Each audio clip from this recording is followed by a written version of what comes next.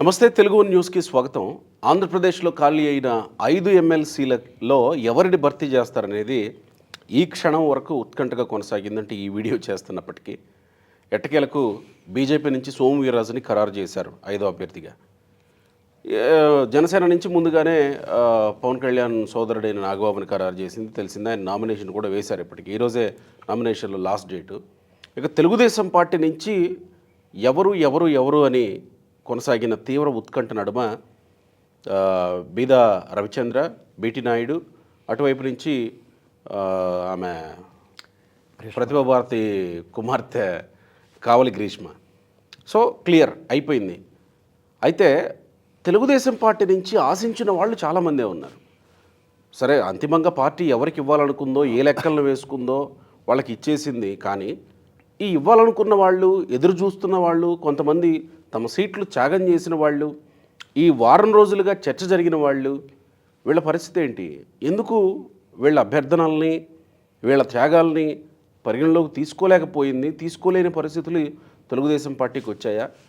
ఇంకొక వైపు బీజేపీలో సోము వీర్రాజు గురించి 2014లో కూటమిగా ఉండగా ఇదే సోము వీర్రాజుకి ఎమ్మెల్సీ ఇస్తే తర్వాత ఏం జరిగిందో చూశారు.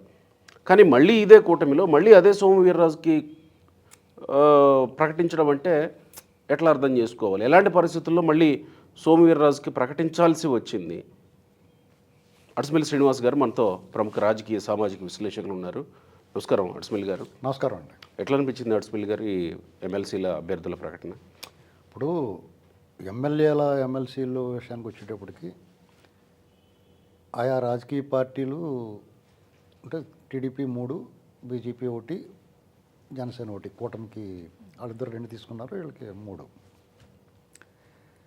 ఇప్పుడు జనసేనకు ఓ సీట్ కేటాయించారు వాళ్ళు ఆ పార్టీకి కూటమిలో భాగంగా. వాళ్ళు ఇష్టమైన వాళ్ళు ఇచ్చి ఉన్నారు. ఆ పార్టీ నిర్ణయం. మంచి చెడులు ఏమైనా ఉన్నాయంటే ఆ పార్టీ గురించి మాట్లాడాలి. ఆ పార్టీ సామాజిక న్యాయం ఏ విధంగా పాటించింది, అర్హులకి ఇచ్చిందా, అనర్హులకి ఇచ్చిందా అనేటువంటిది అదొక పార్ట్. అలాగే బీజేపీ విషయంలో వాళ్ళు సోము వీర్రాజుకి ఇచ్చుకున్నారు, ఓ సీట్ ఇచ్చారు వాళ్ళకి, వాళ్ళు సోము వీర్రాజు గారికి ఇచ్చుకున్నారు. టీడీపీ దగ్గరికి వచ్చేటప్పటికి 3 స్థానాల్లో కూడా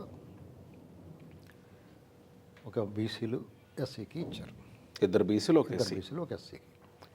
బీటీ నాయుడు గారికి మళ్ళీ రెండోసారి అవకాశం ఇచ్చారు. కావలి గ్రీష్మ గారు కొత్తగా ఇచ్చారు. ఆవిడకి ఆల్రెడీ కార్పొరేషన్ చైర్మన్ ఇచ్చారు. మళ్ళీ ఇప్పుడు అది రాజీనామా చేస్తారేమో తెలియదు.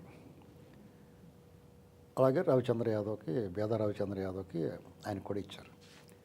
అంటే వాళ్ళు సామాజిక న్యాయం, వాళ్ళ పార్టీ వరకు వాళ్ళు సామాజిక న్యాయం పాటించారు. ఎవరికి ఇచ్చే రేట్ అనేది పక్కన పెడితే 2 బీసీలకు, ఒక ఎస్సీకి ఇచ్చి వాళ్ళు సామాజిక న్యాయం పాటించారు అనేటువంటి స్పష్టంగా తెలుస్తుంది. జనసేనకు ఓటే ఇచ్చారు కాబట్టి ఆల్రెడీ నాగబాబు గారికి అనౌన్స్ చేస్తారు కాబట్టి మంత్రి పదవి ఆయనకి తప్పనిసరి పరిస్థితిలో ఆయనకి ఇవ్వాల్సి వచ్చిందని నేను అనుకుంటున్నాను. నేను బీజేపీకి ఒక ఛాన్స్ ఉంది. బీజేపీకి ఒక సీట్ కేటాయించారు. ఖచ్చితంగా వాళ్ళు ఇష్టం వచ్చిన వాళ్ళకి వాళ్ళ పార్టీ వాళ్ళు ఎవరైతే వాళ్ళ పార్టీకి లాయల్టీ అనుకుంటారో ఆ పార్టీకి ఎవరికి ఇవ్వాలనుకుంటుందో వాళ్ళకి ఇచ్చుకుంటారు. దాని మీద ఎవరు అభ్యంతరం చెప్పలేరు, ఎవరు మాట్లాడతారు.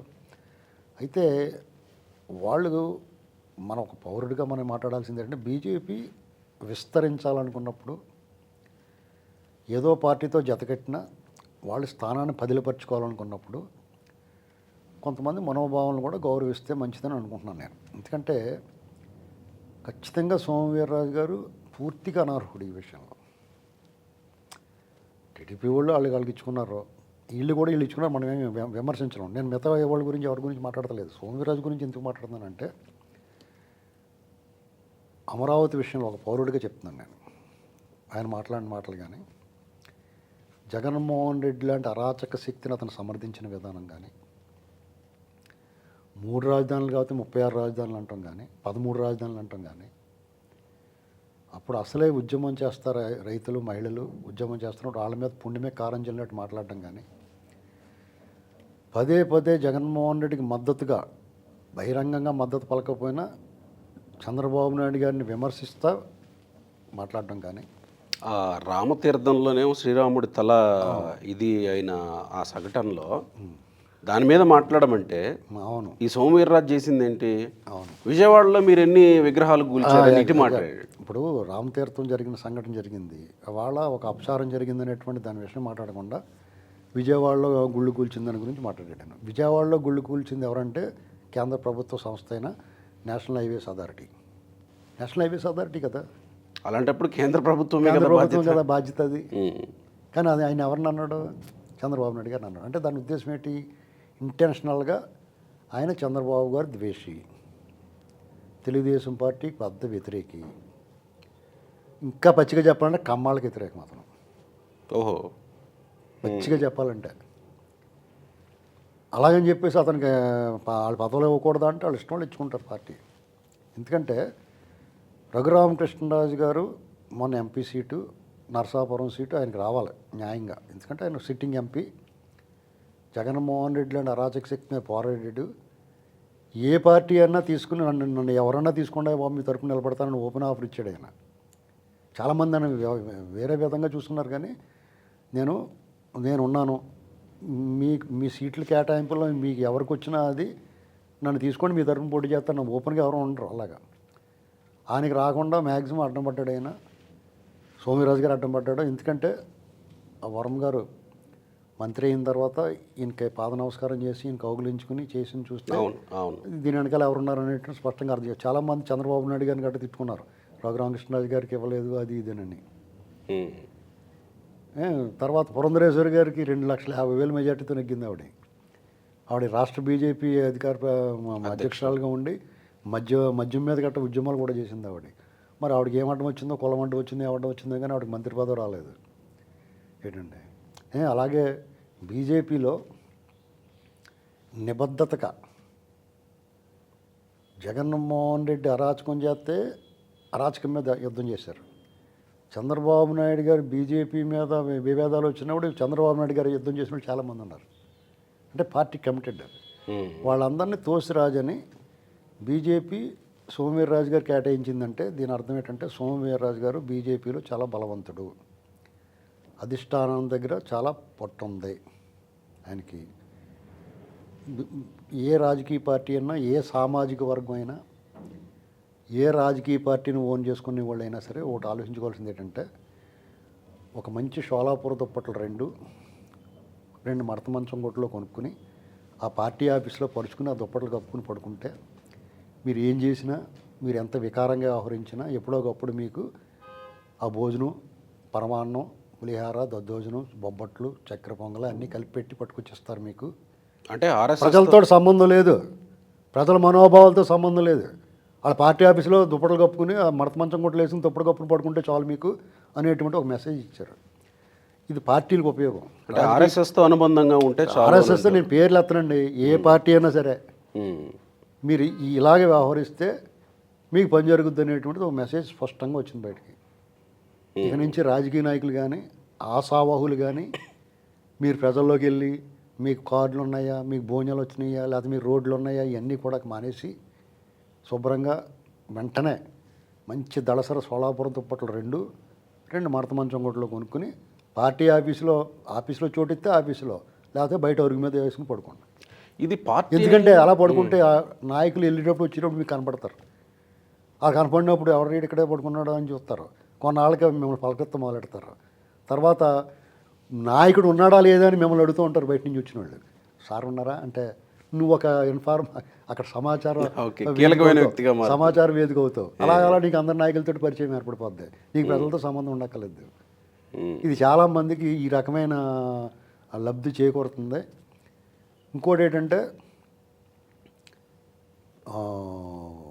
రాజకీయ పార్టీలు, పొత్తు ధర్మాలు ఇవన్నీ పక్కన పెడితే సగటు పౌరుడు ఏమనుకుంటున్నాడు కూడా వాళ్ళు మనోభావాలను కూడా పరిగణలో తీసుకోవాలి. ఈ విషయంలో టీడీపీ ఏమీ చేసేది ఏం లేదు. చంద్రబాబు నాయుడు గారు కూడా బీజేపీ రాష్ట్ర శాఖ నేను బీజేపీ మీద మాట్లాడుతున్నానండి. బీజేపీ వాళ్ళు కూడా ఆ రాష్ట్ర శాఖ అధ్యక్షురాలు కానీ బీజేపీ రాష్ట్ర శాఖకు సంబంధించి చూసేవాళ్ళు కానీ వాళ్ళు గమనించాల్సింది ఏంటంటే మీరు ప్రజల మనోభావాలతో సంబంధం లేకుండా ఉంటే ఇదే ఆఖరి అధికారం అవుతుంది మీకు. ఆంధ్రప్రదేశ్ అనేటువంటి చాలా కీలకం ఎప్పుడు కూడా. ఉమ్మడి ఆంధ్రప్రదేశ్గా ఉన్నా ఇప్పుడు ఆంధ్రప్రదేశ్ అయినా సరే భవిష్యత్తులో మీరు చాలా స్ట్రాంగ్గా నిలబడండి. దేశం ఇప్పుడు ప్రజల మనోభావాల తర్వాత ఏది గొప్ప కాదండి. కొన్నిసార్లు ఒక్కొక్కసారి 100కి 90 సార్లు ప్రజల మనోభావాలకి సంబంధించి ఓ 10 సార్లు 10% ఆ మనోభావాలకు వ్యతిరేకంగా జరగవచ్చు తీర్పులు, ఈ ప్రజా తీర్పు. కానీ ఇలాంటి విషయాలు చాలా ఇది పర్టికులర్గా సోమవీర్రాజు గురించి ఎందుకంటున్నానంటే, నేను ఈ రాజకీయాలను గమనిస్తే గత 5 ఏళ్ళు 6 ఏళ్ళు 7 8 ఏళ్ళలో అతను ఎమ్మెల్సీ సీటు ఎమ్మెల్యేలు వచ్చి ముందు వరకు తిడతా ఉన్నాడు చంద్రబాబు గారిని. వాళ్ళు పొత్తులో ఉన్నా సరే పొత్తు ధర్మాన్ని వాళ్ళు పాటించరు. టీడీపీ వాళ్ళుని జనసేన వాళ్ళు పాటించాలని వాళ్ళ ఇద్దరు నాయకులు చెప్తూ ఉంటారు. పొత్తు ధర్మాలే పాటించడానికి వీళ్ళే పాటించాలి. వాళ్ళు కొంచెం ఎక్కువ సమానం, వాళ్ళు పాటించగలదు. ఏంటంటే ఇప్పుడు పవన్ కళ్యాణ్ గారు బాధపడతాడని చంద్రబాబు గారు నిర్ణయాలు తీసుకుంటాడు, చంద్రబాబు గారు బాధపడతాడని పవన్ కళ్యాణ్ గారు కొన్ని నిర్ణయాలు తీసుకుంటారు. వాళ్ళు ఒకరికొకరు సమన్వయం ఉంది. వీళ్ళిద్దరూ బాధపడతారు. లేకపోతే టీడీపీ వాళ్ళు చెందిన వాళ్ళు చంద్రబాబు గారిని తిట్టినోడికి మనం ఎలాగెత్తాం, మనకు బుద్ధి లేదా అని ఆలోచన వాళ్ళకి ఉండదు. ఎందుకంటే వీళ్ళకి రొంకుమూడి రామస్వామిని ఒకటి పెట్టాలనుకుంటారు వాళ్ళు. అర్థమైందండి? ఇది నేను ఒక సగటు తెలుగువాడిగా సగటు పౌరుడిగా మాట్లాడుతున్నాను. నేను ఇది వాళ్ళు ఆలోచించుకోవాలి.